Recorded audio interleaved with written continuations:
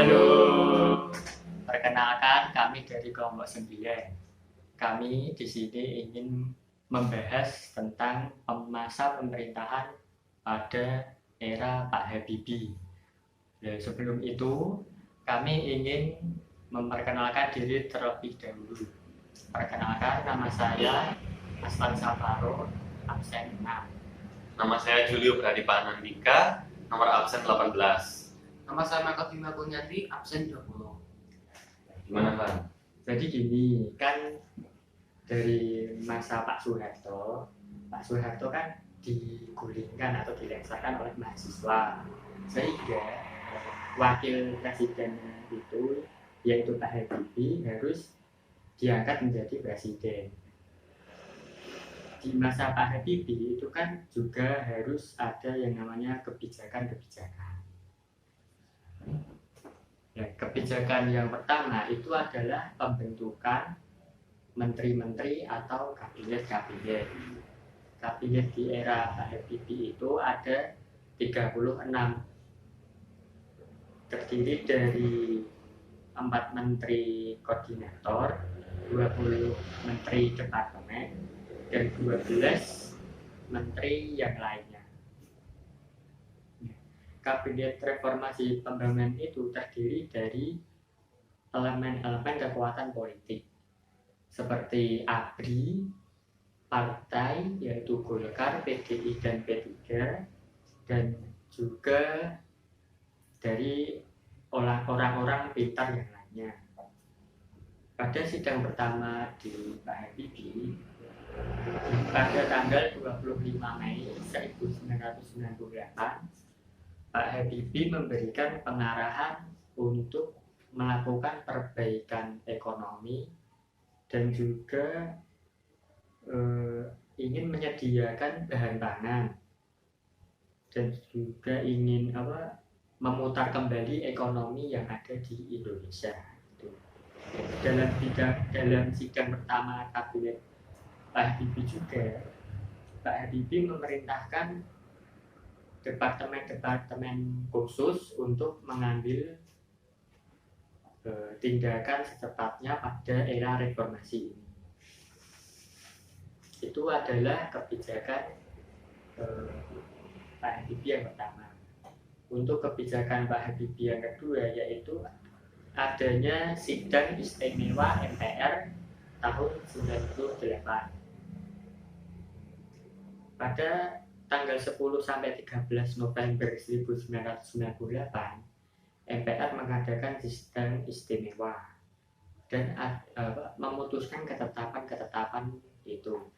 Di antaranya adalah terbukanya kesempatan untuk mengamandemen Undang-Undang Dasar 1945 tanpa referendum, pencabutan keputusan P4, lalu masa jabatan presiden dan wakil presiden itu dibatasi 2, dan setiap eranya itu hanya 5 tahun. Agenda reformasi politik meliputi pemilihan umum, ketentuan untuk memeriksa kekuatan pemerintahan, pengawasan yang baik, dan berbagai perubahan terhadap ABRI. Lalu juga TAP MPR tentang hak asasi manusia untuk mendorong kebebasan mengeluarkan pendapat dan juga kebebasan pers. Nah, untuk kebijakan selanjutnya yaitu kebijakan ketiga sesuai dengan TAP MPR nomor 1998 yaitu reformasi bidang politik. Kabinet Reformasi Pembangunan telah mengupayakan melaksanakan agenda politik yaitu merubah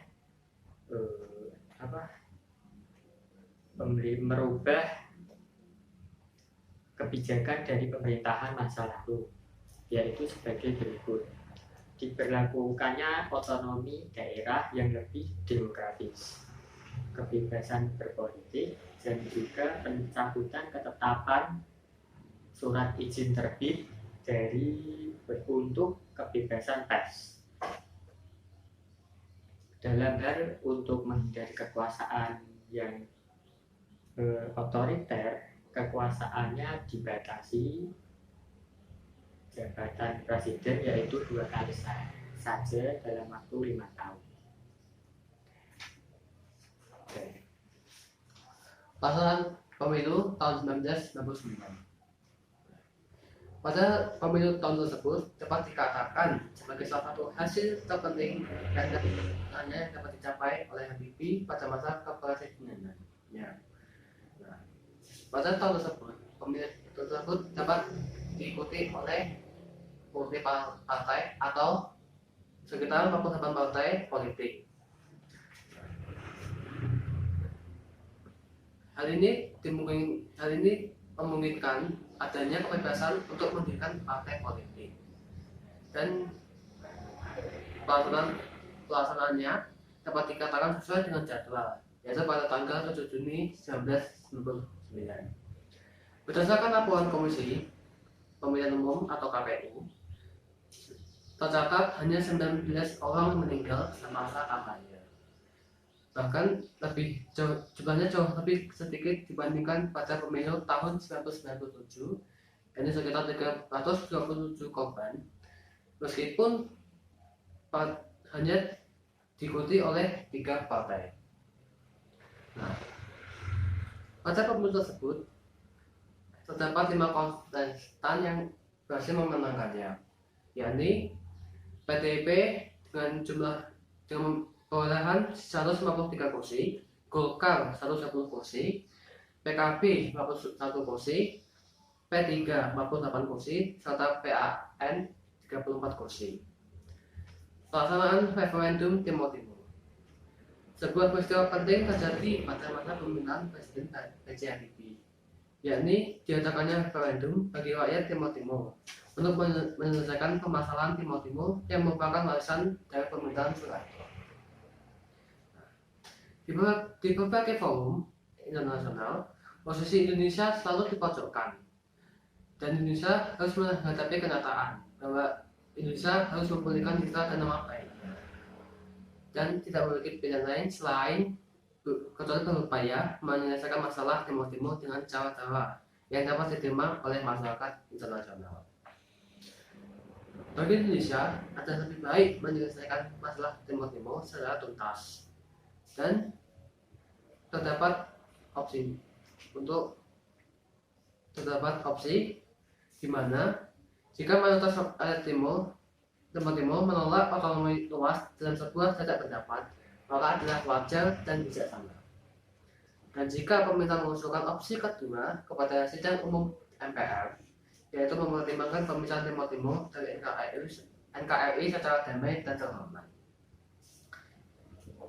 Pada 30 Agustus 1999, rakyat Timur Timur melakukan jajak pendapat yang sesuai dengan pasal tujuan New York. Hasil jajak pendapat tersebut diumumkan oleh PBB pada 4 September 1999 dengan perolehan hasil 78,5%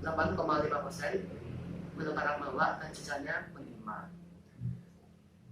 Dengan hasil tersebut, maka dengan tegas B.J. Habibie menyatakan bahwa rakyat Timur Timur berhak mendapatkan kebebasan dan kemerdekaan sesuai dengan pembukaan UU tahun 1945, yakni bahwa kemerdekaan adalah hak segala bangsa. Pada masa pemerintahan B.J. Habibie juga ada reformasi bidang ekonomi, yaitu penanggulangan krisis ekonomi yang dengan sasaran terkendalinya nilai rupiah dan tersedianya kebutuhan bahan pokok dan obat-obatan dengan harga yang terjangkau, serta berputarnya roda perekonomian nasional dan pelaksanaan reformasi ekonomi. Kebijakan ekonomi Presiden B.J. Habibie itu dilakukan dengan mengikuti saran Dana Moneter Internasional yang dimodifikasi dengan mempertimbangkan kondisi perekonomian Indonesia yang memburuk.